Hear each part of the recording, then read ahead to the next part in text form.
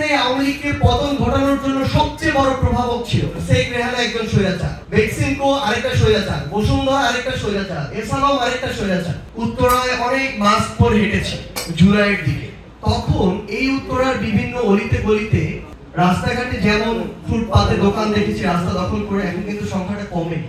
দেখি এমন কিছু ছোট ছোট রোড আছে যেগুলোতে আগে ছিল না, এখন আছে। মানুষ যদি এটাতে একবার বিরক্ত হয়ে যায়, এই জেনারেশনের উপরে আস্থাটা হারিয়ে ফেলে, তাহলে ফার্দার এরকম আরেকটা যদি সিস্টেম তৈরি হয়, এই সিস্টেম যে শুধু বিএনপি তৈরি করতে পারে তা না, আমরা যদি ঘরের আমরা ওই জায়গায় আমরা তৈরি করে ফেলতে পারি। কিন্তু ফ্যাক্ট হচ্ছে এই তৈরি করার সুযোগটাই দেওয়া যাবে। ইসলামিক বিভিন্ন রাজনৈতিক দল আছে, তারা তাদের জায়গায় জনপ্রিয়তা দিনকে দিন তাদেরও বৃদ্ধি পাচ্ছে। তাদেরকে কখনো আমরা ক্ষমতায় দেখিনি, কিন্তু ইভেন তারাও ক্ষমতায় গিয়ে যেন এই সুযোগটা চিন্তাই না করতে পারে যে এমন কিছু করা সম্ভব।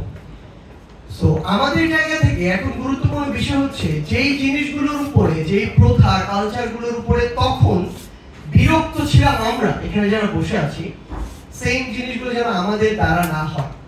এটা আমাদের একদম কমিটমেন্টের জায়গা। শেখ হাসিনা হয়ে উঠেছে স্বৈরাচারী শেখ হাসিনা। শেখ হাসিনা আওয়ামী লীগকে পতন ঘটানোর জন্য সবচেয়ে বড় প্রভাবক ছিল, সবচেয়ে বড় কর্তা ছিল। কারণটি হচ্ছে এই পরিস্থিতি, শেখ হাসিনা একটা কোটা সংস্কার আন্দোলনকে নির্বিচারে নিরপরাধ মানুষকে হত্যা করার মধ্য দিয়ে এই পরিস্থিতি দিনকে দিন এই পর্যায়ে নিয়ে এসেছে।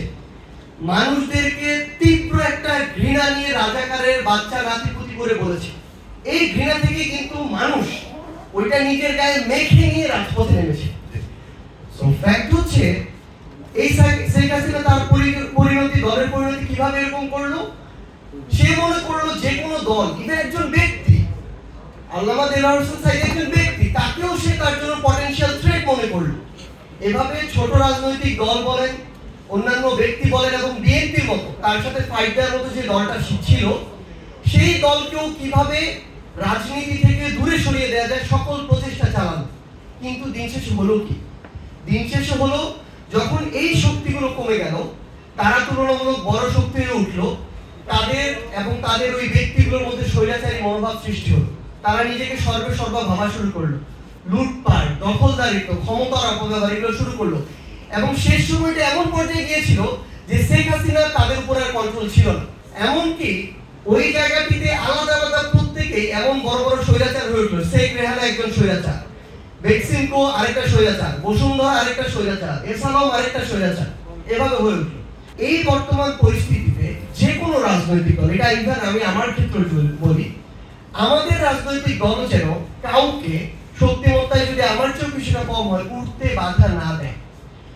যত প্রতিযোগী সমান সমান বেশি হবে, তত সুস্থ প্রতিযোগিতা বাড়বে রাজনীতিতে, অন্যান্য দলগুলোর মধ্যে, আবার নিজেদের মধ্যেও কোয়ালিটির কম্পিটিশনটা বাড়বে। আর যত বাকিদেরকে দাবিয়ে নিচের দিকে দেওয়া হবে, তত নিজেদের মধ্যে স্বৈরাচারী মনোভাব কিংবা খারাপ প্রতিযোগিতাটা বাড়বে।